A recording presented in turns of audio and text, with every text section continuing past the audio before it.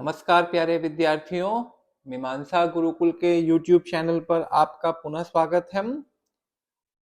आज हम चर्चा करने जा रहे हैं जो न्यायालयों में छुट्टियां होती हैं, कोर्ट वैकेशंस होते हैं, उसके ऊपर। और यह चूंकि मुद्दा अभी समाचार में था, न्यूज में था, इसलिए हम चर्चा कर रहे हैं, किंतु हमारा मुख्य मुद्दा रहेगा पेंडेंसी इन कोर्ट्स। जो न्यायालयों में मामले लंबित रहते हैं उस पे हमारी मुख्य चर्चा रहेगी। किंतु यह चर्चा कहाँ से, उसका उद्भव कहाँ से हो रहा है? उद्भव हो रहा है कोर्ट वैकेशंस के टॉपिक से। और कोर्ट वैकेशन का टॉपिक क्यों न्यूज में है? न्यूज में इसलिए है क्योंकि अभी जो हमारे सीजेआई हैं, मुख्य न्यायाधीश चंद्रचूड़ जी, उन्होंने कहा कि इस वर्ष वैकेशन बेंच नहीं रहेगी, सुप्रीम कोर्ट में वैकेशन बेंच नहीं रहेगी। देखिए, होता क्या है कि सुप्रीम कोर्ट जो है ये अराउंड 190 डेज सिर्फ काम करता है। सिर्फ अभी मैंने केवल वर्ड यूज किया है, तो इसके लिए आपको लग सकता है कि ये तो अच्छी बात नहीं है। हमारे बात करने के लहजे से, टोन से मीन्स हम एक अनुमान लगाते हैं कि क्या चीज सही है, क्या चीज गलत है। किंतु एक ब्यूरोक्रेट को सारे मुद्दों को ध्यान से, सारे तर्क वितर्कों को ध्यान से सुनकर निर्णय पे पहुंचना रहता है। तो इसलिए अभी आप निर्णय पे मत पहुंचिए, पूरी बात सुनिए आप। तो जो सुप्रीम कोर्ट काम करता है वो साल में 190 दिन के आसपास काम करता है, ठीक है। और बाकी ग्रीष्म ग्रीष्म ग्रीष्मावकाश होता है 7 हफ्तों का। फिर विंटर वेकेशन होता है, दशहरा दिवाली का वेकेशन होता है, 190 डेज काम करता है। तो जो इसके पहले चंद्रचूड़ जी ने जो कहा, उसके पहले जो हमारे लॉ मिनिस्टर है किरण रिजिजू जी, उन्होंने कहा था भाई जो इतनी छुट्टियां लेता है supreme court, it's not good practice, it's not good optics as well. Means लोगों को भी नहीं अच्छा लगता है सुनने में कि भाई 190 दिन सिर्फ काम हो रहा है, 175 दिन छुट्टियां ली जा रही हैं, जबकि पेंडेंसी इतनी बढ़ रही है, माउंटिंग हो रही है, उसके बाद भी इतनी छुट्टियां ली जा रही है।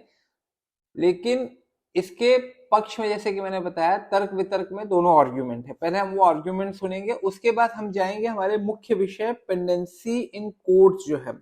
अच्छा देखिए, किसी भी मुद्दे पे, किसी भी माने टॉपिक पे कई कई उसके पक्ष हो सकते हैं, कई आर्ग्यूमेंट्स हो सकते हैं। सारे आर्ग्यूमेंट्स आपको याद रखने की आवश्यकता नहीं है, आप याद भी नहीं रख सकते हैं। As a human we have certain inherent weaknesses, ठीक है, कुछ कमजोरियां रहती हैं हम लोगों के, हमको सारी बातें याद नहीं रह सकती हम।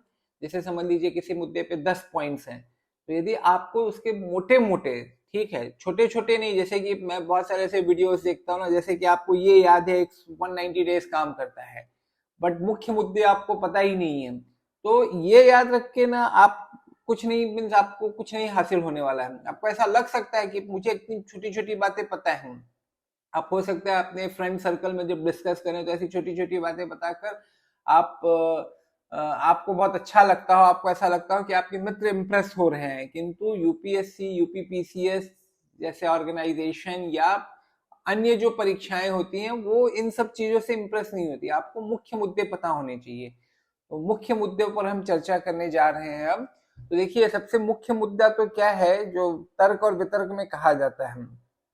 सुप्रीम कोर्ट, पहले तो मैंने यही बताया भाई कि क्यों अच्छा नहीं माना जाता है, क्योंकि पेंडेंसी इतनी बढ़ रही है। इंडिया में लगभग इस समय जो केसेस हैं, जो टोटल पेंडेंसी है वो 50 लाख की है। इतने केसेस अभी चल रहे हैं, ठीक है। और उसमें इतनी छुट्टियां ली जाए, वो अच्छी बात मीन्स नहीं लगती है सुनने में। किंतु इसके पक्ष में क्या तर्क दिए, अच्छा हाँ, विपक्ष में एक और तर्क ये दिया जाता है कि ये कॉलोनियल प्रैक्टिस है, this is a colonial practice. जो यूरोपियन जज थे वो इंडिया की गर्मी बर्दाश्त नहीं कर पाते थे, इसके लिए वो छुट्टियां लेते थे, फिर हिल स्टेशन पे चले गए या वापस ब्रिटेन चले गए। तो it was a colonial practice. उस समय जो गवर्नमेंट थी उसका ओरिएंटेशन वेलफेयर का नहीं था, उसका ओरिएंटेशन था रूल करने का, प्लंडर करने का। तो उस समय ठीक है, किंतु अब तो हमारी जो गवर्नमेंट है, हमारी जो संस्थाएं हैं, उनका प्रमुख जो ओरिएंटेशन है वो है वेलफेयर। तो आप इतनी छुट्टियां लोगे तो कैसे वेलफेयर होगा, वो भी टॉप का कोर्ट यदि लेगा तुम, ठीक है। तो ये एक मुख्य ये कहा जाता है कि भाई ये कॉलोनियल प्रैक्टिस है। अच्छा, इसके पक्ष में क्या तर्क दिए जाते हैं? तो इसके पक्ष में ये तर्क है भाई कि सुप्रीम कोर्ट में जितने एक साल में केसेस दायर होते हैं उतनी ही लगभग उसका जो निपटान दर है वह भी लगभग उतना ही है। मान लीजिए, ये देखिए, ये मोटा मोटा फिगर है, आपको एकदम एग्जैक्ट फिगर्स में जाने की कोई आवश्यकता नहीं है। सुप्रीम कोर्ट में 25,000 केस एक साल में दायर हुए, तो सुप्रीम कोर्ट लगभग इतने ही केसेस का निपटान भी कर देता है एक साल के अंदर। ठीक है, तो छुट्टियों से केस निपटान दर पे कोई प्रभाव नहीं पड़ता है, ये कहना है। दूसरी जो बात है वो ये है कि भाई it is a very intellectually demanding profession. जो लॉयर, जो बेंच बार्स होती हैं, लॉयर्स का जो एसोसिएशन होता है किसी कोर्ट में, वो बहुत पावरफुल होता है। ठीक है, और उनका क्या कहना है कि भाई this is an intellectually demanding profession, जिसमें आपको माने प्रिपेयर करना पड़ता है, आर्ग्यूमेंट्स प्रिपेयर करने पड़ते हैं, केस के विभिन्न पक्षों का आपको अवलोकन करना पड़ता है, मीमांसा करनी पड़ती है, केस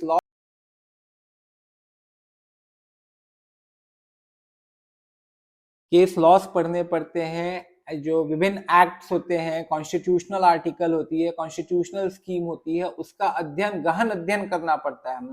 लॉयर का प्रोफेशन वास्तव में बहुत डिमांडिंग है। If someone is good in law, तो आप देखेंगे ना, जो भी एक अच्छा वकील होता है उसका जो आर्ग्यूमेंट करने का तरीका होगा, कमांड ऑन द लैंग्वेज होगी, ड्राफ्टिंग स्किल्स जो होगी एब्सोल्युटली ब्रिलियंट होगी, एंड उनका अध्ययन भी बहुत अच्छा होता है। विभिन्न एक्ट्स में क्या कहा गया है, उसके लूप होल्स क्या हो सकते हैं, आप कहाँ पे माने कोई उसकी कमजोरी पकड़ के आपने जो भी आपका डिफिडेंट है, जो भी आपका क्लाइंट है, उसको कैसे आप बचा सकते हैं, कैसे उसके पक्ष में निर्णय ला सकते हैं हम। तो it is really an intellectually demanding profession, जिसमें भाई अलग अलग एक्ट्स के अलग अलग स्कीम भी होती है, उसका जो ओरिएंटेशन होगा उस एक्ट का, माने कंपनी लॉ में कुछ अलग ही चीज आप पाएंगे, फिर आप टैक्सेशन लॉज में जाएंगे तो आप अलग ही चीजें पाएंगे। तो it's very demanding profession, no doubt about it. तो ये एक मुख्य मुद्दा है, वकील ये कहते हैं। दूसरी बात क्या कही जाती है कि जो छुट्टियां होती हैं, it is used bye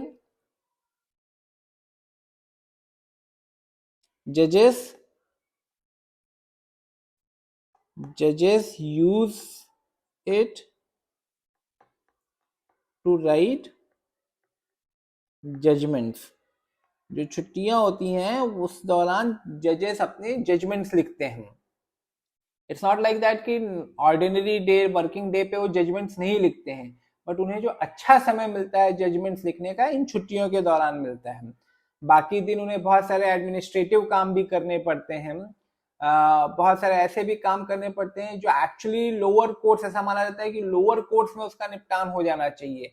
like bail application सुनना, आप बहुत बार सुनते होंगे कि भाई बेल एप्लीकेशन सुप्रीम कोर्ट ने सुनी, या तो एक्सेप्ट कर ली या तो रिजेक्ट कर ली। अभी बीच में लॉ मिनिस्टर किरण रिजिजू जी ने कहा था कि जो बेल एप्लीकेशन है उसका निपटान तो लोअर कोर्ट में ही हो जाना चाहिए, आइदर इन फेवर और इन अपोजिशन। हायर कोर्ट में जाना ही नहीं है, हाई कोर्ट में भी ना जाना पड़े, सुप्रीम कोर्ट में भी ना जाना पड़े। देखिए, ये ठीक है उन्होंने कहा था, लेकिन हर चीज का आपको पक्ष विपक्ष दोनों पता होना चाहिए।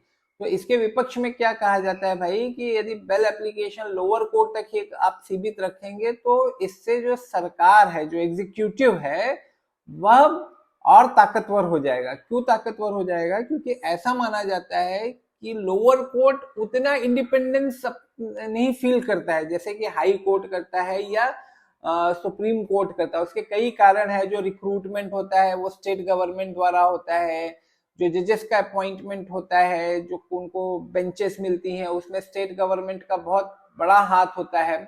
तो जनरली वो इतना अपने आप को इंडिपेंडेंट नहीं फील करते हैं जितने कि हाई कोर्ट या सुप्रीम कोर्ट के जज फील करते हैं।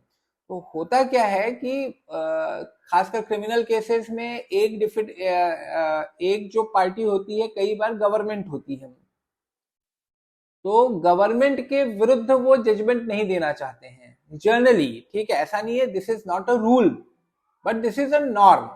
वो जनरली नहीं देना चाहते हैं तो बेल एप्लीकेशन खारिज कर देते हैं। आप कई बार सुनते भी होंगे छोटे छोटे मुद्दे में भी बेल खारिज हो जाती है। तो भाई आदमी जाएगा कहाँ? बेल लेने जाएगा कहाँ? अगर समझ लीजिए किसी भी कारण से वो सरकार से लड़ रहा है, समझ लीजिए कोई आंदोलन कर रहा है, सरकार देश विरोधी काम नहीं कर रहा लेकिन सरकार के ही विपक्ष में खड़ा है, वो आंदोलन कर रहा है कुछ, तो हो सकता है उसे बेल ही ना मिले।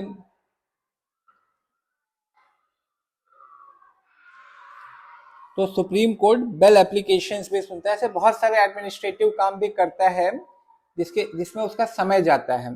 दूसरी बात, इसका एक और बड़ा इसमें एक और जो बड़ा मुद्दा आता है वो ये है कि भाई सुप्रीम कोर्ट पे लगभग, जैसे कि मैंने बताया, लगभग इतने केस हर साल दायर होते हैं, विच is a huge number. Supreme court constitutional court है, सब टॉप कोर्ट है, यहाँ पे इतने केसेस नहीं जाने चाहिए, यहाँ पे एकदम इंपॉर्टेंट क्वेश्चंस जाने चाहिए, questions related to the constitution, major questions of law.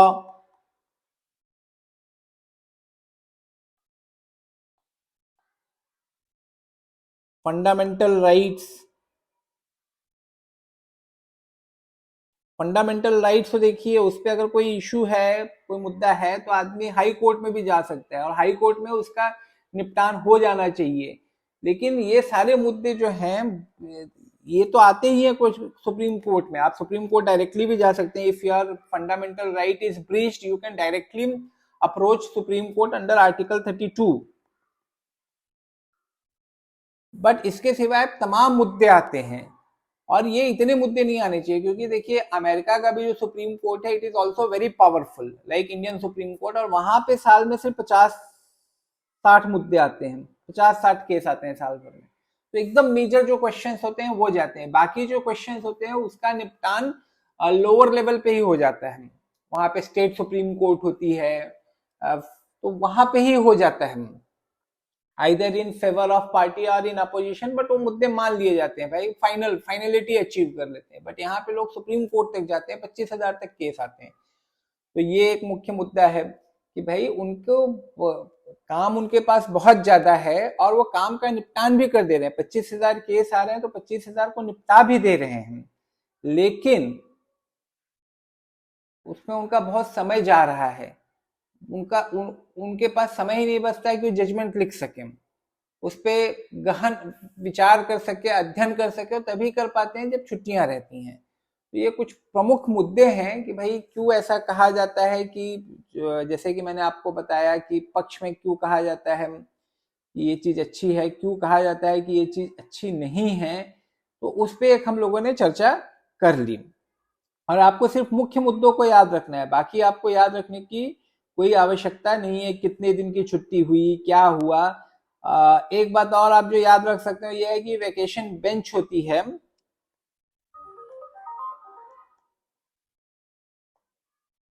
छुट्टियों में वेकेशन बेंच होती है, जो कि छुट्टियों में माने कुछ इंपॉर्टेंट अगर केस आ गया तो उसकी सुनवाई करती है वो। तो ये याद रख सकते हैं, बहुत सारी कमिटियां बनी हैं, वेरियस कमिटीज बनी हैं जिन्होंने कहा है, रिकमेंडेशन दिया है कि छुट्टियां कम की जानी चाहिए, बट रिकमेंडेशन देना इज इजी, उसको इम्प्लीमेंट करना इज नॉट इजी।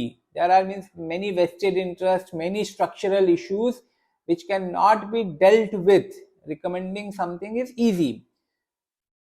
तो ये तो हो गए हमारे मुख्य मुद्दे। अच्छा, जुडिशियल पेंडेंसी इतनी क्यों है, ये एक बड़ा बड़ा मुद्दा है। ये इतने केसेस जो से मैंने बताया 50 लाख केसेस अभी भी, तो मैंने वेरियस जो कोर्ट्स हैं, चाहे वो सुप्रीम कोर्ट हो, चाहे हाई कोर्ट हो, चाहे डिस्ट्रिक्ट लेवल कोर्ट हो, 50 लाख केस हैं और लगभग 1.5 लाख ऐसे केस हैं जो 30 साल से चल रहे हैं, 30 ईयर्स से चल रहे हैं। जैसे ह्यूज नंबर, 30 ईयर्स माने एक लाइफ टाइम हो जाती है।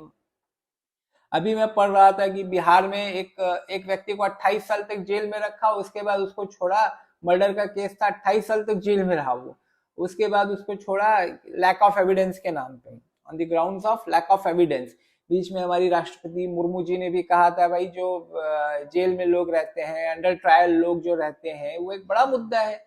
हमारे जेलों की कैपेसिटी इतनी नहीं है जितने उसके अंदर कैदी रहते हैं, और ये एक बड़ा भाई सोशल ह्यूमन राइट्स वाला इशू है। छोटी जगह, क्रैम्प जगह पे आप रखेंगे, जो लोग हो सकता है कि क्रिमिनल ना हो, ट्रायल का वेट कर रहे हैं, क्रिमिनल्स के साथ रहेंगे तो वो भी हार्डन्ड क्रिमिनल बन सकते हैं। भाई माहौल का तो असर पड़ता ही है ना, प्रभाव पड़ता ही है, इसीलिए आपको भी यदि आप तैयारी कर रहे हैं तो ऐसे ही मित्र बना के रखने चाहिए जो सीरियस हो, जो सीरियस नहीं है, जिनको बस सोशल मीडिया चलाना है, टाइम पास करना है, तो उनसे तो आप दूर रहिए, वरना निश्चित तौर से उसका बुरा प्रभाव आप पे पड़ेगा। तो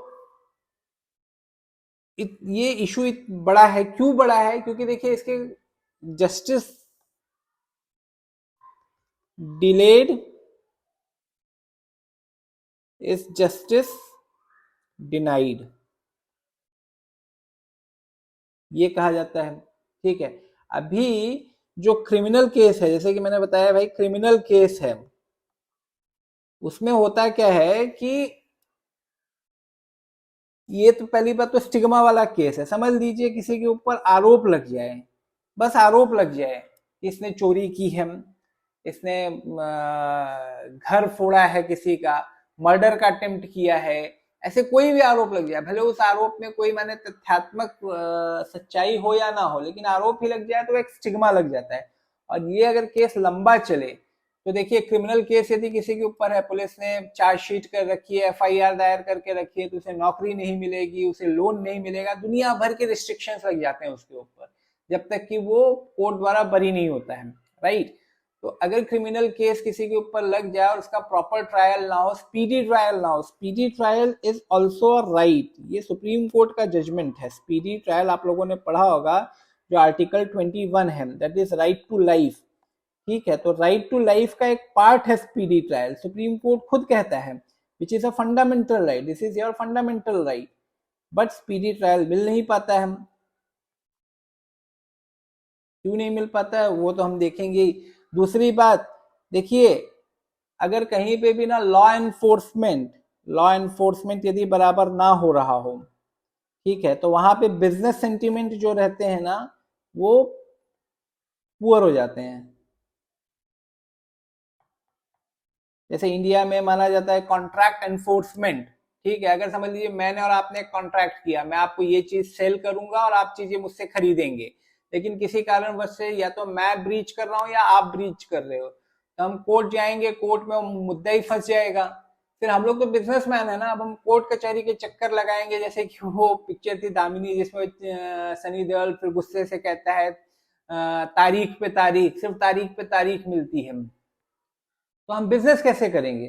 तो और इंडिया देखिए ईज ऑफ डूइंग बिजनेस, देखिए ऐसे आपको रिलेट करना रहता है, कोई भी माने मुद्दा है तो कैसे आपको अलग अलग पहलुओं से उसे रिलेट करना पड़ता है, यही इस चैनल का मुख्य उद्देश्य है। हम आपको फालतू की कोई बात बताने ही नहीं वाले हैं। तो ईज ऑफ डूइंग बिजनेस जो है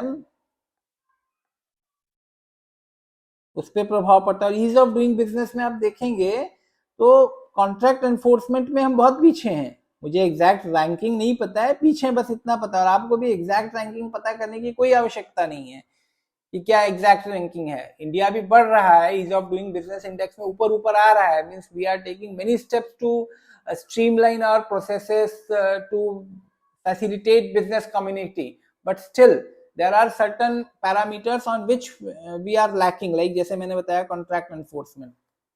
ठीक है, तो और बहुत ज्यादा जब केसेस होते हैं तो जो इंपॉर्टेंट क्वेश्चन ऑफ लॉ हो, इंपॉर्टेंट क्वेश्चन ऑफ लॉ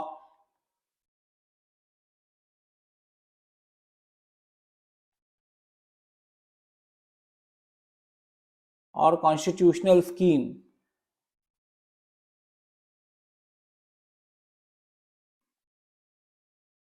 इस पे ध्यान नहीं दे पाता है कोर्ट। भाई supreme court is the final interpreter of constitution, यही कहा जाता है ना कि संविधान का जो फाइनल जो इसको इंटरप्रेट कर सकता है, व्याख्या कर सकता है, वो सुप्रीम कोर्ट है। अब वो अगर प्लेथोरा ऑफ केसेस से दबा हुआ है, दुनिया भर के केसेस उसके पास आ रहे हैं, तो वो उतना टाइम नहीं दे पाएगा। जैसे मैंने आपको बताया सुप्रीम कोर्ट ऑफ अमेरिका कितने केस सुनता है साल भर में? 50 से 60, जबकि वहां पे वो माने इतनी थ्राइविंग डेमोक्रेसी है। Compare to India it is a more robust democracy. India is also a robust democracy, but still compared to India it is more robust. तो वहां पे तो और भी माने लोगों में जागरूकता है, लॉज एकदम माने बहुत सारे इश्यूज पे लॉज बने हैं, कई सालों का उनके पास डेमोक्रेटिक एक्सपीरियंस है, तो लॉ मेकिंग, सिविल सोसाइटी, बहुत सारे लोग एक्टिव हैं वहां पे, बहुत सारे प्लेयर्स हैं, बट स्टिल 50-60 क्वेश्चन पहुंच रहे हैं, 50-60 केसेस पहुंच रहे हैं, यहाँ पे इतने सारे केसेस आ रहे हैं। तो उसके बाद और क्या होता है भाई कि जैसे लोअर कोर्ट में बहुत सारे केसेस हैं, लोअर कोर्ट्स में बहुत सारे केसेस हैं, अगर वो बहुत ज्यादा टाइम लेते हैं, लोअर कोर्ट्स में बहुत ज्यादा टाइम ले रहे हैं, 3-3, 4-4, 5-5, 10-10 साल केस चल रहा है, तो स्टेट की अथॉरिटी, लोगों का इंस्टीट्यूशनल जो ट्रस्ट होता है, इंस्टीट्यूशंस पर ट्रस्ट होता है, वो क्या होता है, लोअर डाउन हो जाता है। और फिर किसको लाभ मिलता है, जो लोकल मसल मैन होते हैं, पॉलिटिशियंस होते हैं। देखिए पॉलिटिशियंस बुरे लोग नहीं होते, मैं ये नहीं कहना चाहता हूं, बट जो रूल ऑफ लॉ है वो एक अलग चीज है। पॉलिटिशियंस कैसा हो जाता है, कई बार वो चाहते हैं भाई कि उनको पॉपुलिस्ट मेजर्स लिए जाएं, हो सकता है which is not good in long term, but at present it can give you political dividend, तो वो ऐसे निर्णय ले सकते हैं, ठीक है। तो वो अच्छी चीज नहीं है, right, this is not a good thing. Populist measures हमेशा अच्छा हो, ऐसी ऐसी बात नहीं है।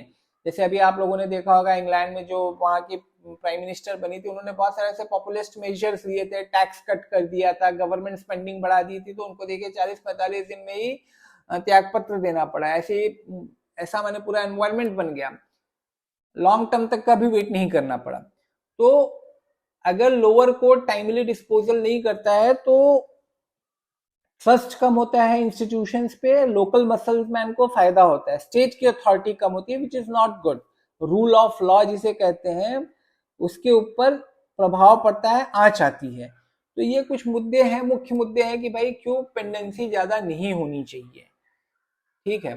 अच्छा, पेंडेंसी ज्यादा क्यों होती है, उसके कई कारण है पेंडेंसी ज्यादा होने के। उसके प्रमुख कारण पे भी हम चर्चा करते हैं, मेजर रीजंस।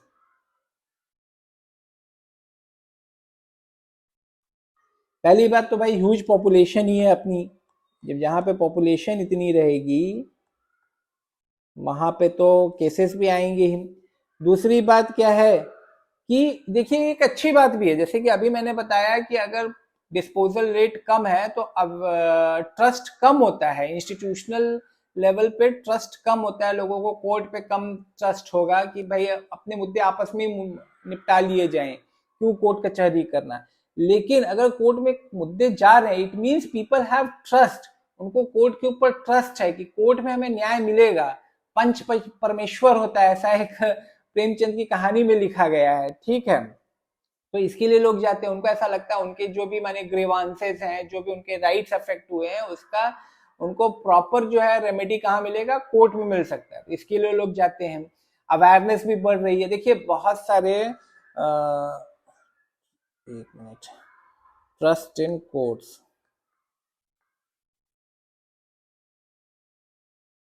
तीसरा पॉइंट आप कह सकते हैं इंक्रीजिंग अवेयरनेस।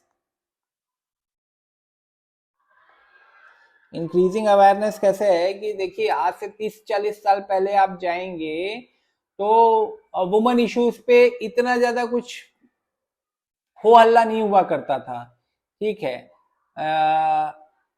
उनको भी अपने राइट्स के बारे में नहीं पता था, patriarchy is still strong, but उस टाइम पे और भी स्ट्रांग थी, तो वुमन इश्यूज जो रहते थे वो नहीं जाया करते थे कोर्ट में इतने भी। अभी बहुत सारे इश्यूज जाते हैं, डोमेस्टिक वायलेंस के इश्यूज जाते हैं, डिवोर्स के केसेस जाते हैं। पहले तो भाई डिवोर्स सनातन संस्कृति में, हिंदू संस्कृति में तो डिवोर्स के लिए शब्द ही नहीं था, विवाह विच्छेद के लिए कोई शब्द ही नहीं है तलाक जैसा। लेकिन अब ये जो इश्यूज हैं ये कॉमन हो गए हैं, जब से वो फैमिली एक्ट आया है 1956 वाला, आरटीआई आ गया है, आरटीआई से लोगों को बहुत सारी चीजें पता चल जाती है, फिर अपने राइट्स के एनफोर्समेंट के लिए, ग्रीवांस के रेमेडी के लिए, जो भी उनकी माने शिकायत रहती है उसके निपटान के लिए लोग कोर्ट का रुख करते हैं। बहुत सारे वेस्टेड इंटरेस्ट भी होते हैं, देखिए आरटीआई में ऐसा नहीं है कि आरटीआई में सब कुछ अच्छा ही है। बहुत बार क्या होता है कि भाई मेरा काम ही यही है, जो बहुत बार ऐसा होता है कि आरटीआई एक्टिविस्ट जो होते हैं, कुछ तो हैं जो समाज के लिए अच्छा करना चाहते हैं, बट बहुत सारे आरटीआई एक्टिविस्ट ये भी करते हैं कि भाई इंफॉर्मेशन आप निकालिए, उस इंफॉर्मेशन को आप एनालाइज कीजिए, फिर देखिए कि आप उसमें से किसको फंसा सकते हैं, उगाही का भी काम चलता है। बट भाई ये अभी ठीक है, ये लॉ है तो उसका यूज आप कर सकते हो, लॉ का सिर्फ प्रॉपर यूज हो ऐसा आवश्यक नहीं है। जैसे बहुत बार क्या होता है गवर्नमेंट सेक्टर में जो कहा जाता है ना, करप्शन जो रहता है, तो क्या होता है कि भाई जो लॉ इन्फोर्स कर रहा है उसे पता है कि लॉ में क्या है क्या नहीं है, कैसे उसे ट्विस्ट दिया जा सकता है, कैसे सामने वाले को पूरी बात ना बता के आधी बात ही बताई जाए, डराया धमकाया जाए, उससे उगाही की जाए, करप्शन किया जाए। तो बहुत सारे ऐसे इश्यूज होते हैं। तो इंक्रीजिंग अवेयरनेस भी एक कारण है, आरटीआई हो गया, वुमेन इश्यूज हो गए, दलित मुद्दे हो गए, दलितों में एक नई चेतना आई है पिछले 30-40-50 वर्षों में। तो जब भी उन्हें ऐसा लगता है कि उनके ऊपर अत्याचार हो रहा है, उनके अधिकारों को दबाया जा रहा है, तो वो कोर्ट का रुख कर रहे हैं, पॉलिटिकल एक्टिविज्म भी कर रहे हैं, मीडिया में भी जा रहे हैं, कोर्ट का भी उपयोग कर रहे हैं। तो ये एक बड़ा कारण है। सबसे बड़ा कारण लेकिन जो है गवर्नमेंटल लिटिगेशन है। जितने कोर्ट में मुद्दे हैं, स्पेशली हायर कोर्ट में, माने high court and supreme court में, उसका 50% जो है वो लगभग गवर्नमेंट लिटिगेशन हो रहा है। Government is the major litigant. विभिन्न जो उसके डिपार्टमेंट होते हैं उसमें आपस में ही झगड़ा होता है। माने रेलवे का झगड़ा हो जाएगा, समझ लीजिए डिफेंस से लेके, झगड़ा मीन्स यही कोर्ट कचहरी वाला ही मुद्दा जो हो गया। मैंने उनको लगता है हमारे अधिकारों का, हमारा ये लैंड है, समझ लीजिए रेलवे को लगता है हमारा लैंड है, डिफेंस कहते हैं हमारा लैंड है। अब उसका निपटान आइडियली कैसे होना चाहिए भाई, आप इंटर मिनिस्टीरियल कोऑर्डिनेशन कीजिए, इंटर डिपार्टमेंटल बैठक कीजिए, गिव एंड टेक करके उसका उस इश्यू को वहीं पे सुलझा लीजिए। लेकिन उसमें होता क्या है कि भाई कई बार अधिकारियों को इस बात का डर रहता है कि विजिलेंस की फाइल खुल जाएगी। अगर आपने किसी को, समझ लीजिए दूसरे डिपार्टमेंट को ही आपने फायदा पहुंचा दिया, तो हो सकता है दूसरा अधिकारी आएगा उस शहर पे, वो विजिलेंस की फाइल खुलवा दे आपकी। तो क्यों रिस्क लेना, जाएगा कोर्ट में, कोर्ट से जो डिसीजन आएगा रेलवे भी मानेगा, डिफेंस भी मानेगा, तो वो बात हो जाती है। कई बार क्या हो जाता है कि टैक्सेशन इश्यूज पे बहुत सारे लिटिगेशन चलते रहते हैं, छोटी छोटी बातों पे। मैंने जो टैक्स पेयर है वो पहुंचेगा या तो कोर्ट में, या तो गवर्नमेंट पहुंचेगी कोर्ट में। इसका निपटान आपस में ही हो जाना चाहिए। इसलिए देखिए बीच में स्कीम भी आई थी टैक्सेशन में, विवाद से विश्वास की ओर। भाई विवाद मत कीजिए, विश्वास कीजिए और मामलों को नीचे ही निपटा दीजिए, कोर्ट में जाने की आवश्यकता ही ना पड़े। तो उससे लोगों का खर्च बचता है, टाइम बचता है, ट्रस्ट बढ़ता है। ट्रस्ट पे सिस्टम पे हम जाते हैं रेदर देन एडवर्सियल जो सिस्टम है कि भाई मैं गवर्नमेंट पे विश्वास ना करूं, गवर्नमेंट मुझ पे विश्वास ना करे। It is not good. जिसे कहते हैं ना सोशल कॉन्ट्रैक्ट होना चाहिए, सोशल कैपिटल होना चाहिए, सोशल ट्रस्ट होना चाहिए। उस पे हमको उस दिशा में हमको काम करना चाहिए, रेदर देन कि हम हमेशा माने झगड़ा करते रहें, या तो गवर्नमेंट से हम करें या गवर्नमेंट हमसे करे। तो गवर्नमेंट लिटिगेशन एक बहुत बड़ा इशू है। 50% केसेस गवर्नमेंट द्वारा ही होते हैं। उस पे बहुत काम चल रहा है, लेकिन अभी भी केसेस बहुत ज्यादा हैं जो गवर्नमेंट द्वारा किए जाते हैं। ठीक है, उसके बाद स्ट्रेंथ भी कम है, जजेस की स्ट्रेंथ पे भी चर्चा होती है, ये भी कम है। सुप्रीम कोर्ट में लगभग 30-35 जज होते हैं। देखिए एग्जैक्ट फिगर याद रखने की कोई आवश्यकता नहीं है। आई थिंक इंडिया में पर मिलियन जो जजेस हैं वो 14 हैं, ऐसा कुछ तो फिगर है। एग्जैक्टली मुझे भी याद नहीं है ना, तो आपको याद रखने की आवश्यकता है, जबकि आइडियली 50 होने चाहिए, ऐसा कुछ तो फिगर है। लोअर कोर्ट में ऐसा माना जाता है जजेस की प्रोडक्टिविटी कम है।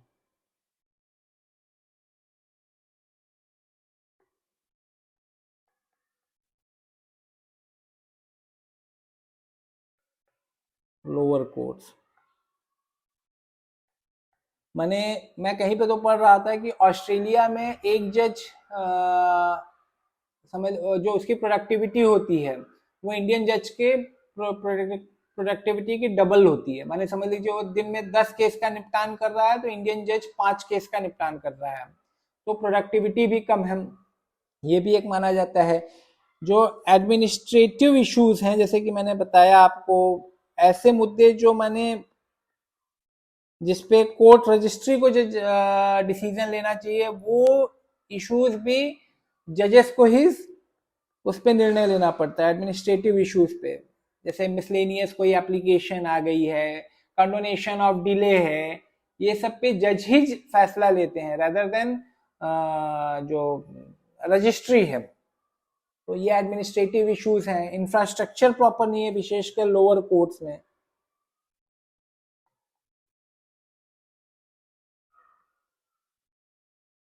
लोअर कोर्ट में ये प्रॉपर नहीं है। बहुत जगहों पे तो मैंने ऐसा देखने में आता है कि कोर्ट में ही मैंने प्रॉपर बाथरूम की फैसिलिटी नहीं है, डिजिटल इंफ्रास्ट्रक्चर नहीं है। डिजिटल इंफ्रास्ट्रक्चर होने से क्या होता है, केस मैनेजमेंट काफी आसान हो सकता है। आप देखते ही हैं कि भाई सॉफ्टवेयर के कारण, विभिन्न सॉफ्टवेयर या एप्स के कारण लाइफ कितनी कन्वीनियंट हो गई है। ठीक है, कोई गाना आपको सुनना है, पहले कैसे आप करते थे, आप लोगों को पता होगा कि नहीं। उसका पहले आप कैसेट लेके आएंगे, पहले कैसेट ढूंढेंगे किस पिक्चर का गाना है, उसका कैसेट लेके आएंगे, टेप रिकॉर्डर में बजाएंगे। It was a cumbersome process, ठीक है। बट अब कैसा ऐप है, उसमें बस आप गाने के बोल डाल दीजिए, तुरंत आ जाएगा गाना आपका। आप एलेक्सा को बोल दीजिए, एलेक्सा बजा देगा, आपको टाइप करने की भी आवश्यकता नहीं है। तो जो केस मैनेजमेंट है, केस की लिस्टिंग कैसे करनी है, कौन सा केस कब आने वाला है, कैसे उस पे कौन से स्टेज पे है, इन सब पे एक बहुत अच्छा काम हो सकता है अगर डिजिटल इंफ्रास्ट्रक्चर वहां पे क्रिएट किया जाए, विशेषकर लोअर कोर्ट में। हायर कोर्ट्स में तो है, बट लोअर कोर्ट में ये इशू है, सबसे ज्यादा पेंडेंसी लोअर कोर्ट्स में ही होती है। हाई कोर्ट या सुप्रीम कोर्ट में इतनी पेंडेंसी नहीं है जितनी लोअर कोर्ट्स में है। ठीक है, उसके बाद बहुत सारे इश्यूज के लिए ट्रिब्यूनल्स बनाए गए हैं। जो स्पेशलाइज्ड मुद्दे होते हैं उसके लिए ट्रिब्यूनल्स बनाए गए हैं। लाइक जैसे टैक्सेशन के लिए ITAT है, इनकम टैक्स एपलेट ट्रिब्यूनल हो गया, ऐसे आपको कस्टम्स में भी मिल जाएगा, PMLA में भी मिल जाएगा। ईडी का जो ईडी जिस एक्ट को एनफोर्स करता है उसके लिए भी एपलेट ट्रिब्यूनल है। तो इनमें भी बहुत सारे इश्यूज आ रहे हैं। मैंने इश्यूज यही आ रहे हैं कि केस निपटान दर अच्छी नहीं है, फिर लोग डिसीजंस को नहीं मानते हैं, फिर हायर कोर्ट में जाते ही अल्टीमेटली। तो इनका भी परफॉर्मेंस बहुत अच्छा नहीं है। अगर इनका परफॉर्मेंस बहुत अच्छा हो, इनके ऊपर ट्रस्ट हो, तो हो सकता है हायर कोर्ट्स में इश्यूज जाए ही ना। तो जो अल्टरनेटिव डिस्प्यूट ADR जिसे कहते हैं,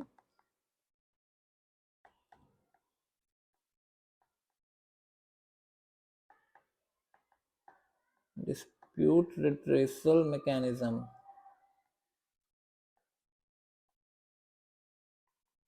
जिसमें मीडिएशन हो गया, नेगोशिएशन हो गया, कॉन्सिलिएशन हो गया, ये बहुत ही स्पेशलाइज्ड होते हैं। और क्या कहते हैं कि बड़ी बड़ी पार्टियां, मीडिएशन जैसे हो गया, आर्बिट्रेशन जो हो गया, आर्बिट्रेशन बड़ी बड़ी पार्टियां कर सकती है। हम आप जैसे लोग आर्बिट्रेशन में नहीं जा सकते, उसके लिए अग्रीमेंट बनाना पड़ता है। जैसे मैं और आप समझ लीजिए कॉन्ट्रैक्ट कर रहे हैं, तो हमारे कॉन्ट्रैक्ट ही में वो क्लॉज रहेगा कि अगर समझ लीजिए कोई इशू होगा तो हम आर्बिट्रेटर के पास जाएंगे। And it is quite expensive, ये इतना आसान नहीं होता। जो आर्बिट्रेटर होता है वो बहुत हाई फीस लेता है। सुप्रीम कोर्ट के जजेस जो होते हैं, हाई कोर्ट के जो जजेस होते हैं, पोस्ट रिटायरमेंट अक्सर माने आर्बिट्रेशन करते हुए पाए जाते हैं। It is legal, it is something not which is not legal. तो बट भाई सुप्रीम कोर्ट के जज की तो फीस बहुत ही ज्यादा होगी ना, लाखों करोड़ों में होगी।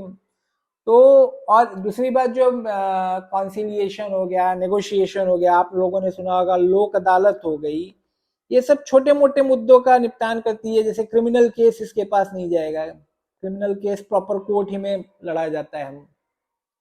तो इन सब पे लोगों का भी इतना ट्रस्ट नहीं है, और अभी तक ये मैकेनिज्म इतना इवॉल्व नहीं हुआ है कि कोर्ट या हाई कोर्ट या सुप्रीम कोर्ट के ऊपर जो भार है उसे उठा सके। ठीक है, फिर आप एक और मुद्दा जो इसे कह सकते हैं, अब्यूज ऑफ प्रोसीजर है।